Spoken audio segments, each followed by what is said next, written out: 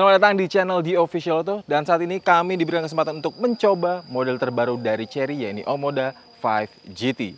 Ini adalah varian all-wheel drive atau penggerak seluruh roda. Nah, seperti apa spesifikasinya, kelebihan, dan tentunya kekurangan dari model terbaru ini? Ikuti terus video ini.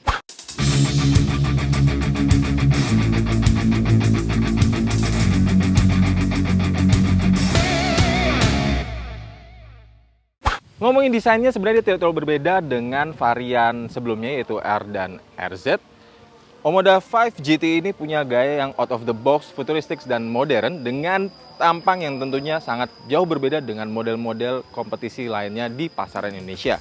Dari sisi eksteriornya, dia sudah punya panoramic roof, kemudian lampu belakangnya yang menggunakan teknologi LED, begitu juga lampu depannya, dan juga daytime running light. Selain itu, yang paling menarik adalah lampu sennya ini sudah menggunakan model sequence atau lampu ini menyala dengan gaya berurutan. Model Omoda 5 GT ini juga pakai pelek 19 inci dengan clear hitam sehingga kontras dengan warna bodinya. Dengan bandrol 488,8 juta rupiah, tentunya Chery harus memberikan berbagai macam hal yang berbau premium kepada Omoda 5 GT. Nah, ini bagian belakangnya, dia punya tampilan yang tentunya sangat futuristik dan modern, dan punya desain yang dapat bersaing lah dengan kompetitor yang sudah beredar di tanah air. Nah, pintu bagasinya ini juga sudah menggunakan teknologi hidrolik elektronik, jadi sangat praktis. Selain itu juga diberikan sensor sehingga memudahkan pengguna. Cukup mendekatkan diri ke mobil, pintu belakangnya, sambil mengantongi kunci, kemudian mundur, secara otomatis pintu bagasi ini akan terbuka. Dan ini akan menjadi sebuah kelebihan bagi Chery Omoda 5 GT. Kita beralih ke bagian kaki-kakinya, dia pakai pelek 19 inci seperti disebutkan sebelumnya, dengan palang berwarna hitam. Dan di balik peleknya terdapat sistem pengereman cakram. Gak cuma 2 di depan, tapi juga seluruh roda. Artinya ada 4 cakram yang meliputi seluruh roda.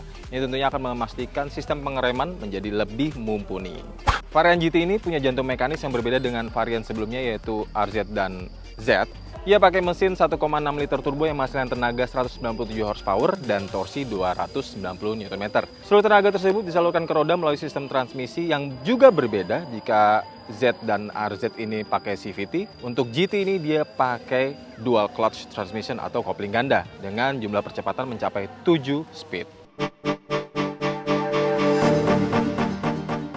Bicara performa, ini tentu jadi keunggulan tersendiri bagi Omoda 5 GT. Karena dia 1,6 liter turbo, maka tenaganya lebih masif. Dan ini benar-benar terasa mobil lebih responsif, terutama di putaran atas atau kecepatan tinggi. Kita mencoba di jalan tol. Omoda 5 GT punya pengalaman berkendara yang sangat menyenangkan. Dan tentunya dibantu juga dengan adanya mode berkendara. Ada Eco, normal, sport, dan kemudian dari sisi off-roadnya itu terbagi lagi, yaitu off-road, mud, dan snow. Kalau Anda ingin mengejar kenyamanan sekaligus efisiensi bahan bakar, bisa menggunakan Eco. Tapi kalau misalnya ya agak naik sedikit atau middle, bisa pilih normal, di mana respon mesinnya itu akan terasa, khususnya pada akselerasi. Jika Anda ingin benar-benar mengeluarkan seluruh tenaganya, nah ini bisa pakai mode berkendara sport. Dan nyatanya dari ketiga mode berkendara tersebut, perbedaannya signifikan banget, dan ini menjadi sebuah kelebihan bagi Omoda 5 GT.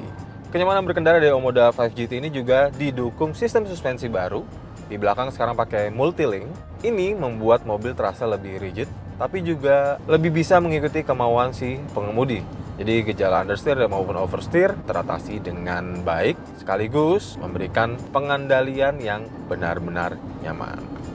Interior dari Omoda 5 GT tentunya menjadi keunggulan tersendiri karena dia tampil premium dan mewah. Selain itu, gadget terpasangnya juga oke punya nih, kayak misalnya head unit fully digital touchscreen dan ukurannya besar banget. Jadi informasi yang disajikan tentunya sangat lengkap. Kemudian ada beberapa bagian nih dibuat dengan soft touch ya, tapi di beberapa bagian seperti dashboard ini sudah menggunakan black piano yang mengesankan elegan, termasuk juga di bagian konsol tengah. Kemudian jok pengemudi maupun penumpang baris pertama itu sudah pakai elektrik, cuma tinggal ditekan aja dia udah maju mundur, naik turun, bahkan juga untuk recliningnya sudah elektronik. Di konsol tengah, di mana ini juga menjadi tempat tuas transmisi yang modelnya ini sangat pas di tangan, menggenggam gini.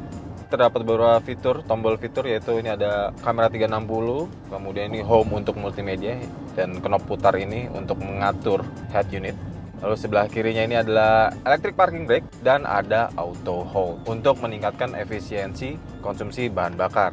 Kita lanjut ke fitur keselamatan yang menjadi daya tarik tersendiri bagi Omoda 5 GT. Dia lengkap banget, ada blind spot detection, forward collision warning, kemudian ada automatic emergency braking, lane departure warning, termasuk juga lane keeping assist. Nah, ini ada semua dan ini bisa diatur melalui head unit berukuran 10 inci lebih ini. Kalau tadi kita ngomongin berbagai macam kelebihan spesifikasi daripada Chery Omoda 5 GT, nggak mungkin dong mobil ini tidak punya kekurangan. Yang pertama, ADAS-nya terbilang sangat sensitif. Ini mungkin menjadi kekurangan karena saking sensitifnya, ini bisa membuat pengemudi, khususnya pengemudi yang pemula itu jadi kagok. Walaupun sudah disetting dengan sensitivitas yang paling rendah. Sebagai contoh, lane keeping assist-nya benar-benar sensitif membaca marka. Ketika mobil masih jauh sebenarnya dari marka, langsung melakukan koreksi. Dan ini benar-benar koreksi yang cukup keras karena setirnya akan membanting ke lawan arah. Kalau yang kurang pengalaman mungkin akan melakukan counter kemudi jadinya. Ini tentunya kekurangan yang sebenarnya 50-50 ya, antara menjadi sebuah keunggulan bisa juga menjadi sebuah kekurangan tergantung situasinya.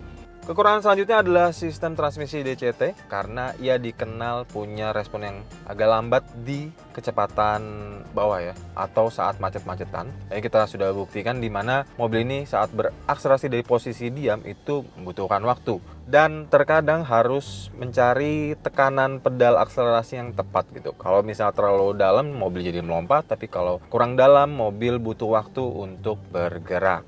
Kekurangan terakhir adalah voice command yang masih berbahasa Inggris. Padahal pesaingnya yang dari negara yang sama juga sudah menggunakan voice command atau perintah suara berbahasa Indonesia. Bila Chery memasukkan fitur voice command dengan bahasa Indonesia, akan membuatnya memiliki daya saing yang lebih baik lagi. Lalu bagaimana dengan mode berkendara di medan off-road? Dan ini menggunakan fungsi atau mode berkendara off-road. Hasilnya mobil tetap bisa berjalan dengan baik tanpa ada resiko slip karena torsi dan tenaganya diatur sedemikian rupa agar dapat melewati jalan off-road. Oke, itu saja. Jangan lupa untuk baca artikel lengkapnya di auto.com, carvaganza.com, dan zikwil.co.id. Sampai juga saran maupun komentar di kolom di bawah. Jangan lupa untuk subscribe channel di Official Auto, Carvaganza, dan Zikwils Indonesia. Sampai jumpa di video berikutnya.